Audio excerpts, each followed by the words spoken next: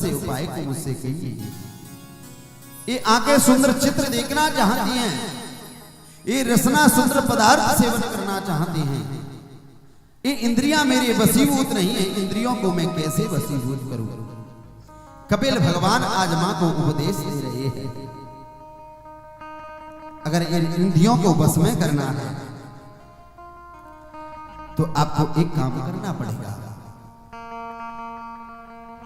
संत महापुरुषों को आपकी सानिध्य होनी चाहिए। और संत कैसे होते हैं कि तिथि छवा कारुणिका सुहृदा सर्वदेहिना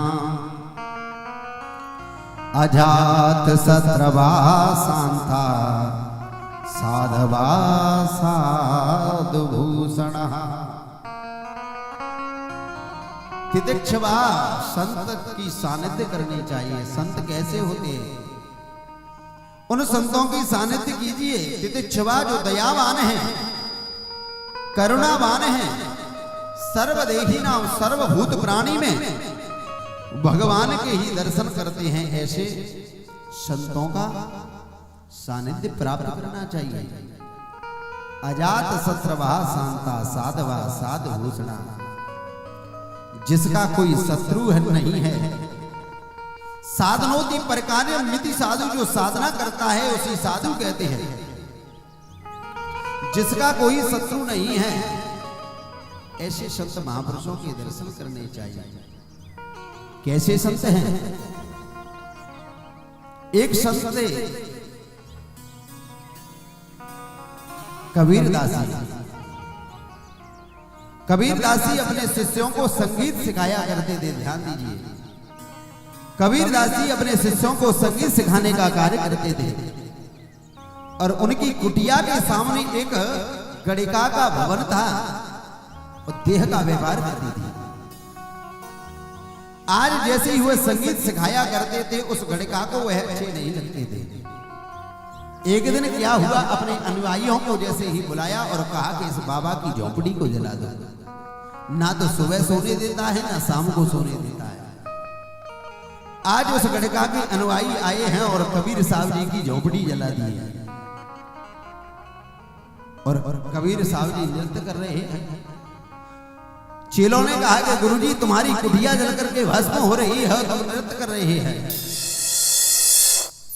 कि कबीरा खड़ा बाजार में लिए लुखटिया हाथ, जोगर फूकनो आपनो तो चलो हमारे साथ। आज धू धू करके जैसे ही कुटिया जल रही है और छोटी सी चिंगारी गई और गणिका का भवन जल करके भस्म हो गया है।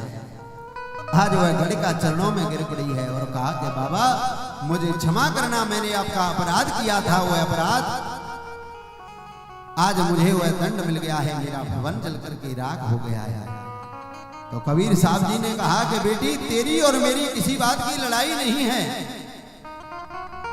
तेरे यार ने मेरी झोंपड़ी जलाई है और मेरे यार ने तेरा भवन जलाया है। ये तो यार यार का झगड़ा है। अजात शत्रवा शांता साधवा साधुभूषणा, ऐसा साधु चाहिए।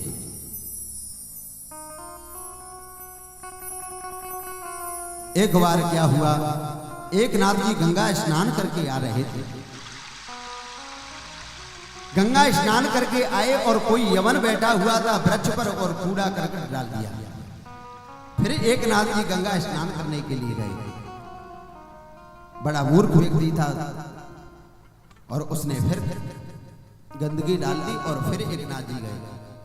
उसी प्रकार 1 से 8 बार उसने डाला और बाबा ने कुछ भी नहीं कहा है और 1 से 8 बार गंगा स्नान किए हैं। आज वही यमन आया और चरणों में गिर पड़ा कि बाबा आपको क्रोध नहीं आया, मैंने आपका बहुत बड़ा अपराध किया है। एक नाथ जी ने कहा कि बेटे एक दिन में 1 बार गंगा स्नान करता था, आज तेरी कृपा हुई है कि मैंने 1 से 8 बार स्नान किए हैं, इससे बड़ा सौभाग्य। अजात शास्त्रवा शांता साधवा साधुभूषणा, ऐसा साधु चाहिए जिसका कोई शत्रु नहीं है। एक बार क्या हुआ कि तुकाराम जी गन्ने का गट्ठर लेकर के जा रहे थे। इनकी पत्नी बड़ी तेज थी, जिनका